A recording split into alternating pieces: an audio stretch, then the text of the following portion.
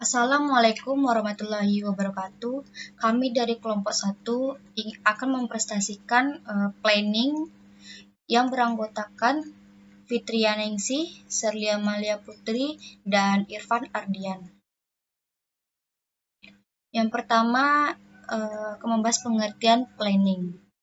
Secara umum, pengertian perencanaan adalah suatu proses menentukan hal-hal yang ingin dicapai atau tujuan di masa depan, serta menentukan berbagai tahapan yang diperlukan untuk mencapai tujuan tersebut.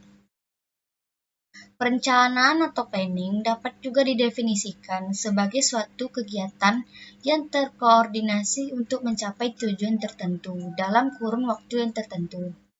Dengan begitu, di dalam perencanaan akan terdapat aktivitas pengujian beberapa arah pencapaian, mengkaji ketidakpastian, mengukur kapasitas, menentukan arah pencapaian, serta menentukan langkah untuk mencapainya. Sederhananya, perencanaan adalah proses berpikir secara logis dan pengambilan keputusan rasional sebelum melakukan suatu tindakan. Ini dapat membantu kita memproyeksikan masa depan dan memutuskan cara untuk menghadapi situasi yang akan datang di masa depan. Yang kedua itu fungsi perencanaan atau planning. Yang pertama ada what, apa tujuan perencanaan tersebut? Tujuannya itu untuk menentukan arah tujuan dari perusahaan tersebut untuk mencapai target bisnisnya. Yang kedua itu ada why, mengapa hal tersebut menjadi tujuan organisasi? Karena sebagai langkah awal dari pencapaian tujuan tersebut akan memberikan arah kejelasan tujuan yang ingin dicapai tersebut. Hal ini akan membantu perusahaan akan menjadi lebih efektif dan efisien dalam mencapai tujuan atau target bisnisnya tersebut. Yang ketiga itu ada where, di mana lokasi yang paling tepat untuk mencapai tujuan tersebut. Misalnya di sebuah perusahaan itu ada kantor pusat. Lokasi yang paling tepatnya adalah itu terletak di ibu kota negara atau ibu kota provinsi. Karena kantor pusat akan digunakan untuk memecahkan semua permasalahan kantor cabang dan juga sebagai tempat pengambilan keputusan. Misalnya juga kantor cabang. Itu lokasi yang paling tepatnya adalah lokasi yang mendekati konsumen atau pasar sehingga proses pemasarannya akan lebih mudah. Assalamualaikum warahmatullahi wabarakatuh. Saya Fitriya Ningsih akan melanjutkan presentasi dari pemateri sebelumnya. Fungsi perencanaan yang keempat adalah when atau kapan. Maksudnya, kapan kegiatan harus diselesaikan agar tujuan tercapai. Contohnya, ketika kita sudah mendapat tempat yang cocok untuk budidaya jamur, saat itulah kita harus memulai membudidayakan jamur tersebut. 5. Who atau siapa? Maksudnya, siapa orang-orang yang tepat yang harus dipilih untuk melaksanakan kegiatan. Contohnya, sekelompok masyarakat yang telah ditunjuk saat musyawarah pertama dan bisa bertanggung jawab yang mencakup seluruh perawatan, pemantauan, perkembangan kesehatan, pembersihan tempat, hingga perawatan segala aspek pembudidayaan. Yang keenam, how atau bagaimana. Maksudnya, bagaimana metode atau cara pemasaran hasil kegiatan. Contohnya, dengan cara kembali menghubungi para distributor dan calon pembeli lewat kerjasama yang terjalin di awal. Juga melakukan penjualan langsung maupun tidak langsung di pasar bebas dan secara online, di media sosial ataupun promosi melalui website. 3. Tujuan planning atau perencanaan. 1. Mengantisipasi dan beradaptasi dengan segala perubahan yang terjadi. Maksudnya, ketika seorang manajer membuat rencana, ia dipaksa untuk melihat jauh ke depan, meramalkan perubahan, memperkirakan efek dari perubahan tersebut dan menyusun rencana untuk menghadapinya. 2. Memberikan arahan atau direction kepada para administrator maupun non-administrator agar bekerja sesuai dengan rencana.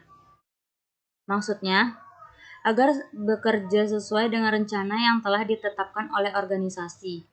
Dengan rencana, karyawan dapat mengetahui apa yang harus mereka capai, dengan siapa mereka harus bekerja sama, dan apa yang harus dilakukan untuk mencapai tujuan tersebut. 3. Menghindari atau setidaknya meminimalisir potensi terjadinya tumpang tindih dan pemborosan dalam pelaksanaan pekerjaan. Maksudnya, dengan bekerja yang terarah dan terencana, karyawan dapat bekerja lebih efisien, sehingga dapat mengurangi pemborosan. Dengan rencana, seorang manajer juga dapat mengidentifikasi dan menghapus hal-hal yang dapat menimbulkan inefisiensi dalam perusahaan. 4. Menetapkan standar tertentu yang harus dilakukan dalam bekerja sehingga memudahkan dalam pengawasan atau kontrol. Maksudnya di sini, untuk membandingkan rencana dengan kenyataan yang ada. Tanpa adanya rencana, seorang manajer tidak akan dapat menilai kinerja organisasi atau perusahaan tersebut. Sekian dari presentasi saya, akan dilanjutkan oleh Saudara Irfan. Terima kasih. Saya Irfan Ardianto akan membacakan nomor 4, yaitu jenis-jenis perencanaan. Jenis-jenis perencanaan itu sendiri terdiri dari 3, yaitu yang pertama, jenis perencanaan berdasarkan ruang lingkup. Yang kedua, jenis perencanaan berdasarkan tingkatan. Yang ketiga, jenis perencanaan berdasarkan jangka waktu.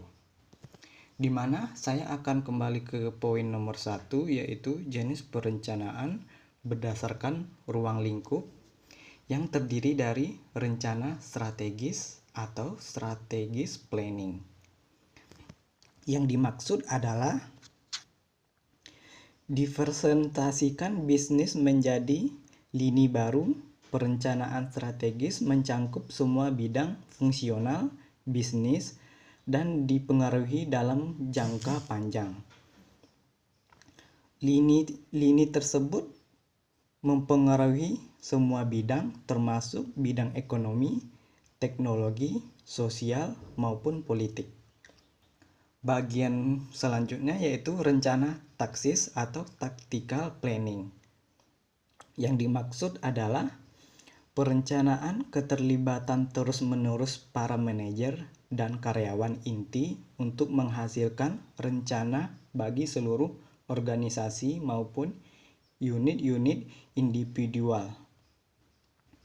Selanjutnya, rencana terintegritas atau integrated planning. Maksudnya adalah rencana yang mengandung uraian-uraian atau tahapan-tahapan yang baik untuk menyeluruh bersifat terpadu. Baiklah, saya akan beralih ke nomor 2, yaitu jenis perencanaan berdasarkan tingkatan, yang terdiri dari rencana induk atau master plan. Yang dimaksud adalah rencana ini yang memiliki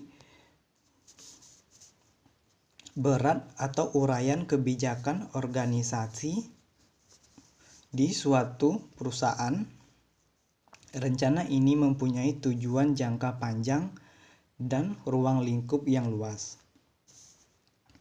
Kemudian rencana operasional atau operational planning.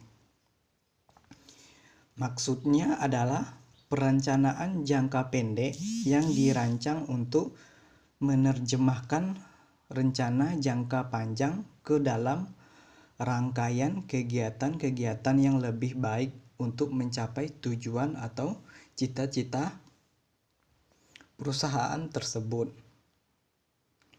Baiklah, saya akan ke nomor 3, yaitu jenis-jenis perencanaan berdasarkan jangka waktu.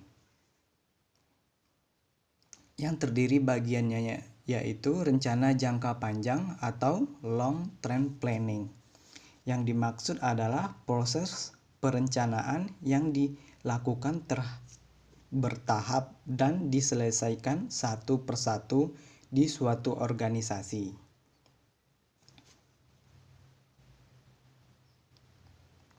Kemudian rencana jangka menengah atau medium range planning. Maksudnya adalah suatu perencanaan yang dibuat untuk jangka waktu 5-7 tahun yang telah direncanakan dengan baik dan dilakukan secara bertahap. Kemudian rencana jangka pendek atau short range planning. Maksudnya adalah segala perencanaan yang dibuat dan hanya berlaku kurang lebih selama 1 tahun, bahkan kurang dari waktu yang telah ditentukan. Terima kasih. Cukup sekian yang dapat saya sampaikan. Saya berharap hasil presentasi yang saya berikan bisa bermanfaat untuk teman-teman semua. Apabila ada kekurangan dan kesalahan, mohon dimaafkan, karena kesempurnaan hanyalah milik Allah.